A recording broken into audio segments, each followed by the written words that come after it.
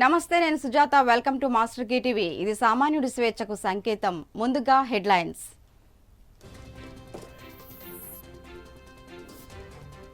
Mega DSP ప్రకటించిన Telangana CM 11,000 ఉపాధ్యాయుల పోస్టులు భర్తీ.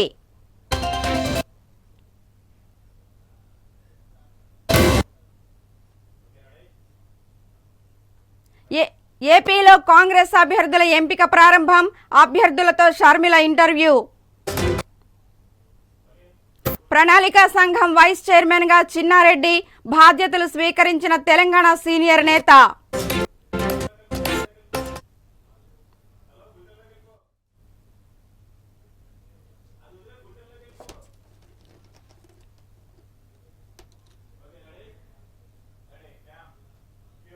ఇక డీటెయిల్స్ చూస్తే, మెగా డీఎస్పీ నోటిఫికేషన్ను ముఖ్యమంత్రి రేవంత్ రెడ్డి విడుదల చేశారు.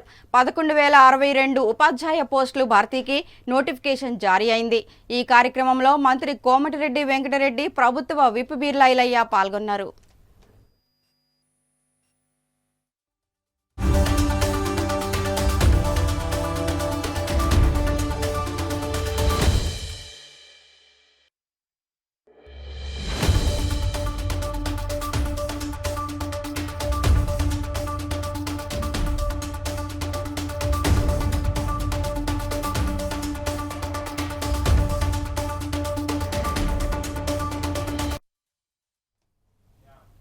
ప్రజాభవన్లో state planning board vice chairman గా చిన్నారెడ్డి బాధ్యతలు చేపట్టారు.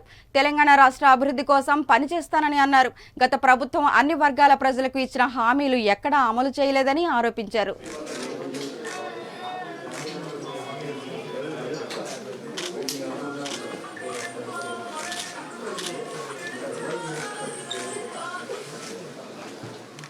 మనం ఇలా ప్రభుత్వం వచ్చి 90 రోజులు కూడా పూర్తి కాలేదు. 90 రోజులలో 4 గ్యారంటీలు పూర్తయినాయి. ఇంకా 2 గ్యారంటీలు కోడ్ రాకపోతే అవి కూడా తప్పకుండా అమలయ్యే పరిస్థితి ఉంది. కానీ ప్రజలలో ఒక అపనమ్మకం కలిగించాలి అనే ఉద్దేశంతో వాళ్ళు ఎప్పుడు చేస్తావు చెప్పు అని రిపీటెడ్గా చెప్తా ఉన్నారు. ప్రజలు ఎవరు కూడా నమ్మడం లేదు. కేసీఆర్ని, హరీష్ రావుని, కేటీఆర్ని, కవితని వాళ్ళు ఎన్ని మాట్లాడినా ప్రజలు నమ్మరు, భవిష్యత్తులో కూడా నమ్మరు. ఇది రాసి పెట్టుకోండి. అందుకని రేపు పార్లమెంట్ ఎన్నికల్లో కూడా వాళ్ళకి ఏమాత్రం కూడా ఏమన్నా వస్తే మెదక్ సీట్ ఒకటి వస్తుందేమో. ఎందుకంటే హరీష్ రావు ఉన్నాడు కాబట్టి ఆయన కాన్స్టిట్యున్సీలో కాంగ్రెస్ వాళ్ళు ఎవరు ఎదగకుండా చూసుకున్నాడు. ఆయన ఒక్కడే నాయకుడు ఆ నియోజకవర్గంలో. అందుకని ఆ ఒక్క నియోజకవర్గం మెజార్టీ ఇస్తే మిగతా వాటిలో ఏమైనా తక్కువ వచ్చినా కూడా అది ఏమైనా గెలవడానికి అవకాశం ఉంటుంది టీఆర్ఎస్, కానీ మిగతా ఎక్కడ గెలిచే అవకాశం లేదు. అందుకని పోటీ కాంగ్రెస్ బీజేపీకే ఉంటుంది తప్ప బీఆర్ఎస్ లేదు. వాళ్ళు ఉట్టిగా ఉర్రూతలు ఊగుతూ ఉన్నారు అనేటువంటి మాట కూడా నేను మీతో మనవి చేస్తున్నాను. తప్పకుండా మేమందరం కూడా కష్టపడి, వాళ్ళందరం కూడా చాలా కష్టపడి 4 సంవత్సరాలు నిజాయితీగా పార్టీ గురించి అందరం కూడా కష్టం చేశాం. 24 అవర్స్ కష్టపడ్డాం ఈరోజు. ఆ ప్రకారంగా పార్టీ కార్యక్రమాన్ని రేవంత్ రెడ్డి గారి నాయకత్వాన చాలా పెద్ద ఎత్తున గ్రామీణ స్థాయికి తీసుకొని పోయి, గ్రాస్ రూట్ లెవెల్ తీసుకొని పోయి కార్యకర్తలను తయారు చేసుకొని ఈరోజు మెంబర్షిప్ కానీ లేకుంటే బూత్ కమిటీస్ కానీ అలాంటివన్నీ కూడా చేసుకొని ఇలా కాంగ్రెస్ పార్టీ చాలా బలీయంగా ఉంది. తప్పకుండా మేము ముందుకు పోవడానికి ప్రయత్నం చేస్తామనేటువంటి మాట నేను మనం చేస్తున్నాను. అందుకని ఈరోజు నాకు అప్పచెప్పినటువంటి కార్యక్రమం ఇలా నాకు ఆఫీసు కూడా వాస్తవంగా ప్లానింగ్ బోర్డు వైస్ చైర్మన్కు సెక్రటేరియట్లో ఆఫీస్ ఇవ్వాలి. సెక్రటేరియట్లో ఆఫీస్ ఉంటే దీని పర్యవేక్షణ అంత సక్రమంగా జరగదు, ప్రజావాణిది అని నాకు ఇక్కడే వారు ఆఫీస్ కేటాయించడం జరిగింది అనేటువంటి మాట కూడా మన ముఖ్యమంత్రి రేవంత్ రెడ్డి గారు ఇక్కడే కూర్చుంటున్నాం. ప్రణాళికా బోర్డు పనులు చేస్తూ ఇక్కడ ప్రజావాణి కార్యక్రమం ఎక్కువ ఫోకస్ దానిపైన పెట్టి పెండింగ్ వేతనాలతో సహా మొత్తం చెల్లించినందుకు అర్చకులు సంతోషాన్ని వ్యక్తం చేశారు. యావత్ తెలంగాణ అర్చకులు తరపున ధూపదీప నైవేద్య అర్చక సంఘం ఆధ్వర్యంలో మంత్రికి కృతజ్ఞతలు తెలిపారు. ఈ సందర్భంగా సంఘం సభ్యులు మంత్రిని శాలువాతో సత్కరించి వేద ఆశీర్వచనం అందించారు.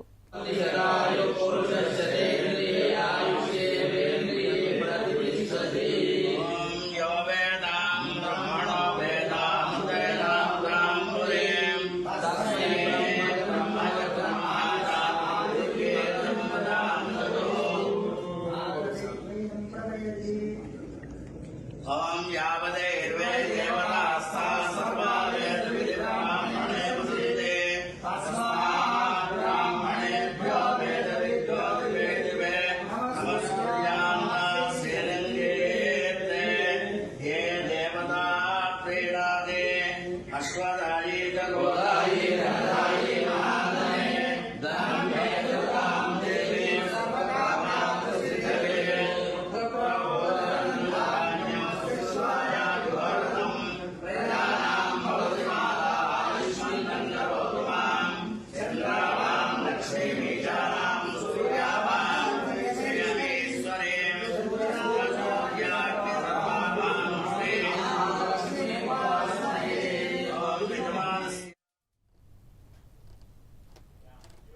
ఏపీలో కాంగ్రెస్ తరపున పోటీ చేసే అభ్యర్థుల ఎంపిక ప్రక్రియ ప్రారంభమైంది. ఏపీ పీసీసీ చీఫ్ షర్మిల దరఖాస్తులు స్వీకరించి విజయవాడ ఆఫీసులో ఇంటర్వ్యూలు నిర్వహిస్తున్నారు.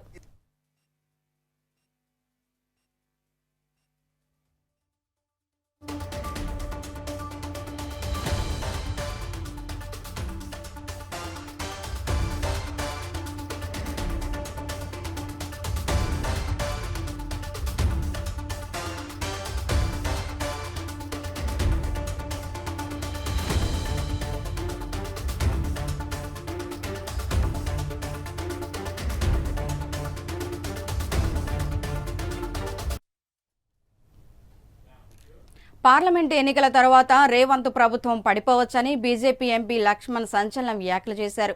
రేవంత్ ప్రభుత్వం తుమ్మితే ఊడిపోయేలాగా ఉందని ఆయన అన్నారు. మేమేం అవసరం లేదు, వాళ్ళ వ్యవహారం చూస్తూ పెడుతుంది. చాలా సుదీర్ఘంగా అధికారానికి దూరంగా ఉన్నారు. ఇప్పుడు అధికారానికి వచ్చేసరికి పట్టపగ్గాలు లేకుండా మంత్రుల భాష అయ్యిందని మీరు బాధ్యత నిర్వర్తించండి. మీరు అన్ని ఎన్నికల తర్వాత ఇంకా చాలా బయటకు వస్తుంది. హిమాచల్ అవుతుందా, కర్ణాటక అవుతుందా, ఎవరేం ప్రమేయం ఉండాల్సి వస్తుంది.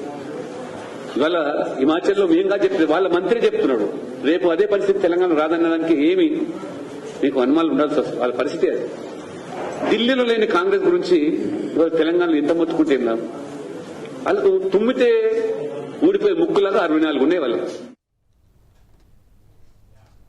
పాత బస్తీలో నకిలీ ఓటర్లు, నకిలీ ఇళ్లు ఉన్నాయని రాష్ట్ర కాంగ్రెస్ పార్టీ నేత ఫిరోజ్ ఖాన్ ఆరోపించారు. సోమాజిగూడ ప్రెస్ క్లబ్లో విలేకరుల సమావేశంలో ఆయన మాట్లాడుతూ హైదరాబాద్ పార్లమెంటులో 21 లక్షల ఓటర్లు ఉంటే అందులో 6 లక్షల దాకా నకిలీ ఉన్నాయని ఆరోపించారు. యాక్తుపుర నియోజకవర్గంలో 82 నివాసాలు ఉంటే అందులో 6,500 మంది నకిలీ ఓటర్స్ ఉన్నారని విమర్శించారు. ఒక ఇంట్లో 667 నకిలీ ఓటర్స్ ఉన్నారని ఆయన విమర్శించారు. 64,000 బోకస్ డూప్లికేట్ దొంగ ఓట్లు ఉన్నాయి. మొత్తం అలిగేషన్ పెట్టలేను, ఎవిడెన్స్ ప్రూఫ్ ఇస్తున్నా. 6 కేటగిరీస్లో మేము చేసినాం. ఫస్ట్ కేటగిరీ ఫోటో సిమిలారిటీ, దాంట్లో 1,16,000 ఓట్లు ఉన్నాయి. ఆ ప్రూఫ్లు మీకు ఇచ్చిన. సెకండ్ షిఫ్టెడ్ ఓటర్స్, అది 2,88,000 ఉన్నాయి. థర్డ్ కేటగిరీ సింగిల్ ఓటర్, అంటే ఒక్క ఇల్లు మీద ఒక సింగిల్ ఓటర్. ఎంతమంది ఉన్నారు టోటల్ హైదరాబాద్లో? 1,74,000. ఎట్లా ఉంటారు తమ్ముడు? 1,74,000. ఇప్పుడు ఒకవేళ మీరు మలక్పేటలో ఉన్నారు, మలక్పేటలో సింగిల్ ఓటర్ 29,000 ఉన్నారు. మీ గల్లీలో ఎవరైనా సింగిల్ ఉంటారు, ఒక్కరు ఉంటారు. మీ బస్తీలో 2-3 ఉంటారు. మొత్తం ఈ కాన్స్టిట్యూన్సీలో 28,000. ఇట్లా చూస్తే 1,74,000 సింగిల్ ఓటర్లు. ఇది ప్రూఫ్ ఇచ్చినాం. దాని తర్వాత డెత్ ఓటర్స్ టోటల్ హైదరాబాద్లో 15,000. దానికి డెత్ సర్టిఫికేట్ పెట్టినాం. Fifth category more than 50. Telangana Madiga Dandora రాష్ట్ర అధ్యక్షుడిగా శ్యామ్ సుందర్ మాదిగను నియమించినట్లు రాష్ట్ర కమిటీ తెలిపింది. త్వరలోనే తెలంగాణ మాదిగ దండోర జిల్లా కమిటీలు ఏర్పాటు చేస్తున్నామని, హక్కుల సాధన లక్ష్యంగా ముందుకు సాగుతున్నామని రాష్ట్ర అధ్యక్షులు శ్యామ్ సుందర్ మాదిగ చెప్పారు. సోమాజిగూడ ప్రెస్ క్లబ్లో విలేకరుల సమావేశంలో ఆయన మాట్లాడుతూ తెలంగాణ ఉద్యమంలో మాదిగల కీలక పాత్ర పోషించారని, కానీ మాదిగల జీవితంలో ఎలాంటి మార్పు రాలేదని చెప్పారు. తెలంగాణలో ఉన్నటువంటి మాదిగల పట్ల జరుగుతున్నటువంటి అన్యాయాలకు కానీ, అరాచకాలు కానీ ప్రతి ఒక్కటి కూడా ఈ యొక్క తెలంగాణ మాదిగల డైరెక్ట్ శ్యామ్ సుందర్ గారి యొక్క నాయకత్వంలో పోరాటం ద్వారా మా జాతికి అన్యాయం జరగకుండా చూస్తారని చెప్పి తెలియజేస్తూ, మేము భవిష్యత్ ప్రణాళికను కూడా త్వరలోనే ఇదే ప్రెస్ ద్వారా మీ అందరికీ తెలియజేస్తామని చెప్పి కోరుకుంటూ తెలియజేస్తూ ముగించుకుంటాం.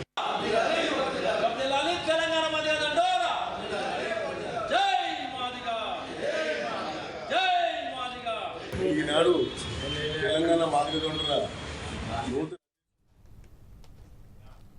వివిధ ప్రభుత్వ సంక్షేమ పథకాల విషయంలో లబ్ధిదారులకు తోడుగా ఉంటూ సహాయకారిగా వ్యవహరిస్తున్నందుకు వాలంటీర్లకు ప్రత్యేక ధన్యవాదాలు తెలుపుతున్నట్లు సమాచార పౌర సంబంధాల సినిమా ఆటోగ్రఫీ శాఖ మంత్రి చెల్లబోయిన శ్రీనివాస్ వేణుగోపాలకృష్ణ అన్నారు. రాజమండ్రి రూరల్ మండలం కొంతమూరు గ్రామంలోని ఎస్ఎస్ ఫంక్షన్ హాల్లో నిర్వహించిన వాలంటీర్ వందనం కార్యక్రమానికి మంత్రి వేణుగోపాలకృష్ణ ముఖ్య అతిథిగా హాజరయ్యారు.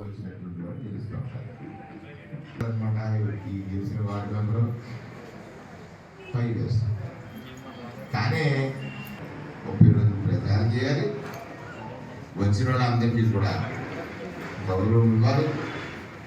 ఎంతో కొంత మరి కొత్తగా వచ్చింది కార్యక్రమాన్ని వందన కార్యక్రమాన్ని మనం నిర్వహించుకుంటాం.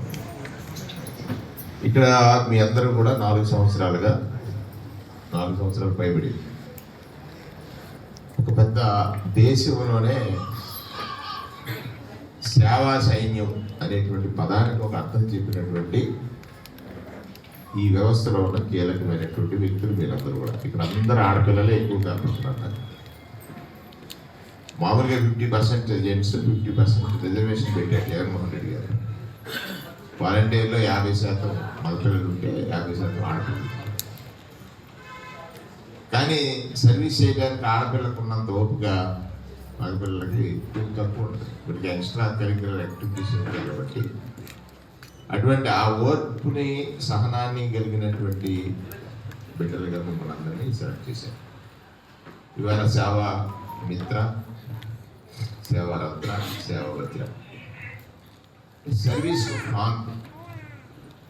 మీరు చేసిన సేవకి ఒక గుర్తింపు ఎవరు ఇస్తున్నారు? జగన్ గారు ఇస్తున్నారు. జగన్ గారు అంటే ఎవరు? ముఖ్యమంత్రి. ముఖ్యమంత్రి అంటే ఎవరు? ప్రభుత్వానికి హెడ్. ప్రభుత్వానికి హెడ్. ఇక్కడ మీరు గమనించాల్సింది ఏమిటంటే రాబోయేది మళ్లీ బీజేపీ ప్రభుత్వమేనని జుహీరాబాద్ కేంద్ర మంత్రి కిషన్ రెడ్డి స్పష్టం చేశారు. సంగారెడ్డి జిల్లా జుహీరాబాద్ విజయ సంకల్ప యాత్రలో కిషన్ రెడ్డి పాల్గొన్నారు.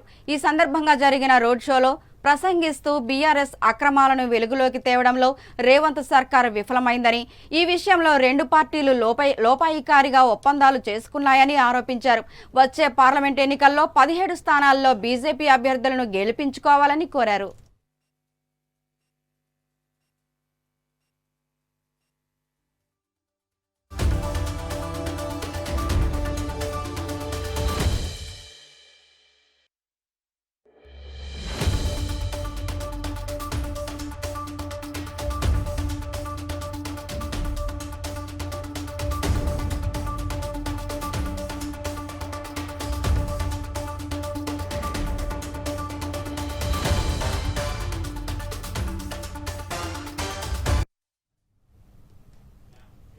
నిరుపేద సొంత ఇళ్లు కలను నెరవేర్చిన ఘనత ముఖ్యమంత్రి జగన్మోహన్ రెడ్డికే సాధ్యమైందని ఉప ముఖ్యమంత్రి మరియు గిరిజన శాఖ మంత్రి పీడిక రాజన్న దొర అన్నారు. విజయనగరం జిల్లా పెంటాడలో ఇళ్ల పట్టాల పంపిణీ కార్యక్రమానికి ఆయన హాజరయ్యారు.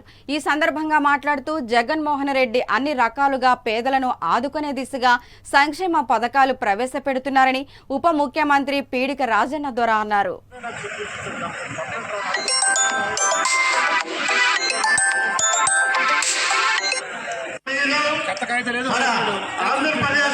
ఉప ముఖ్యమంత్రి వర్యులు మరియు రాబోయే ఎలక్షన్లో నాయకులందరూ కూడా మనసు ఒప్పుకేటుంటే దూసుకుపోయే పరిస్థితి రావాలి. ఎందుకంటే మనం ఇన్ని అభివృద్ధి కార్యక్రమాలు చేసాం, ఎందుకు గెలవ చేశారని కూడా తెలిసిపోతుంది. కాబట్టి ప్రతి ఒక్క వాలంటీర్లు నుంచి తీసుకురావాలని సభాముఖంగా కోరుకుంటూ సెలవు తీసుకుంటూ జై హింద్, జై జగన్. పాసుబుక్కులే సాక్ష్యం చెప్తే, ఆ పాసుబుక్కులే రుజువు చెప్తే ఒక్కొక్క కుటుంబానికి జగను ఎంతేసి ఇచ్చాడు డబ్బులు, అవినీతి లేకుండా ఎంత అందింది. 1,00,000 కోట్లు మాత్రమే మార్పు చేశారు. కేవలం 15,000 కోట్లు మాత్రమే. అంటే రైతులు మీ కుటుంబం, ఇక్కడ వారి కుటుంబం, నా కుటుంబం కూడా ఉంది. ఆ మోసపోయిన కుటుంబంలో నా కుటుంబం ఉంటుంది, మీ కుటుంబం కానీ, మీ కుటుంబం కానీ, మీ కుటుంబం కానీ ఉంటుంది. మరి